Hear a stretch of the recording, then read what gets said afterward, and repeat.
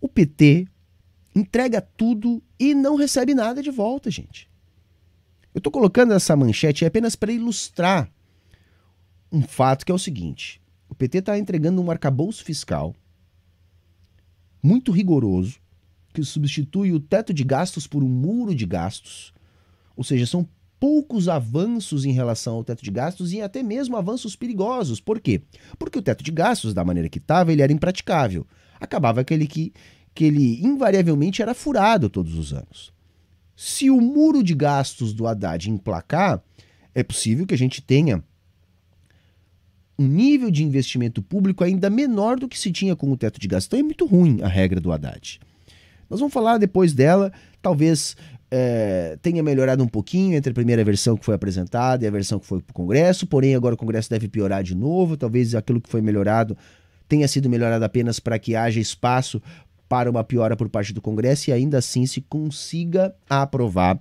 Isso que parece ser o cavalo de batalha do governo Lula até então, ou seja, aquilo que o governo Lula está apostando todas as suas fichas.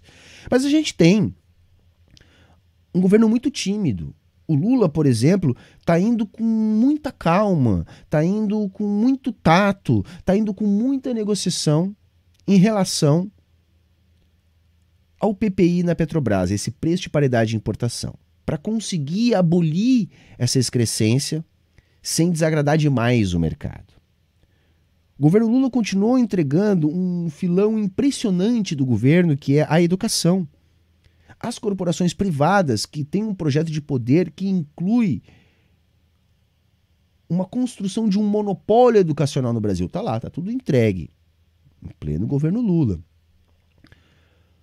O governo Lula é muito tímido em relação ao Congresso, continua mantendo excrescências como emendas do relator, o famoso orçamento secreto. O governo Lula é muito tímido, foi lá, entregou de novo mais de 20 bilhões em dividendos na Petrobras. Parece-me que o governo Lula quer o tempo todo oferecer ao mercado sinais para que o mercado confie no governo Lula. Diga, olha, nós estamos aqui para administrar os interesses burgueses com um pequeno viés de classe, com alguns compromissos classistas. E nem assim o mercado aceita. E por que eu estou falando isso? Para que a gente compare com a postura do mercado em relação ao governo Bolsonaro, que era um governo que não entregava nada e tinha tudo. O governo Lula entrega tudo e não tem nada. O governo Bolsonaro não entregava nada e tinha tudo. Ah, morreu 700 mil pessoas? Não é um problema. Ah, entregou um crescimento pífio? Não é um problema. Ah, tá um caos com o juro biruta que caiu muito, depois subiu muito, não tem previsibilidade? Não tem problema.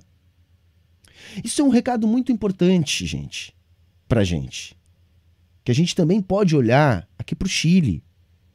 Olha o que está acontecendo com o Chile, que chegou a ter a esquerda radical pontuando nos primeiros lugares na pesquisa, que obteve uma vitória histórica para a construção de uma constituinte. Agora, na formação do bloco, que vai determinar o resultado da nova Constituição, nós tivemos a extrema-direita capitaneando todo o processo e vencendo as eleições.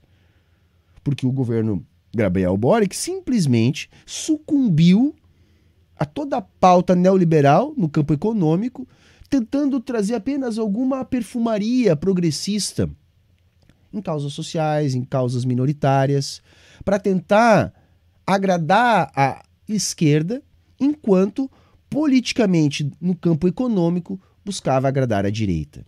Só que nós temos que lembrar o seguinte, agradar a direita no campo econômico significa desagradar a classe trabalhadora, porque a direita, ela depende que a classe trabalhadora fique esmagada. Esmagada. E isso se reflete na popularidade. Claro que o Lula tem muito mais capital político que o Gabriel Boric. Mas isso não blinda o governo Lula do mesmo problema. E é isso que eu quero chamar a atenção. Não adianta um governo tão tímido, com tanta, eu diria, dificuldade de fazer enfrentamento. Nós temos que ter um pouco mais de ousadia. ousadia, porque cada vez que nós rebaixamos um pouco o nosso programa, nós acabamos ficando sem nada. Sem nada. E esse é o risco do governo Lula, de ficar sem nada.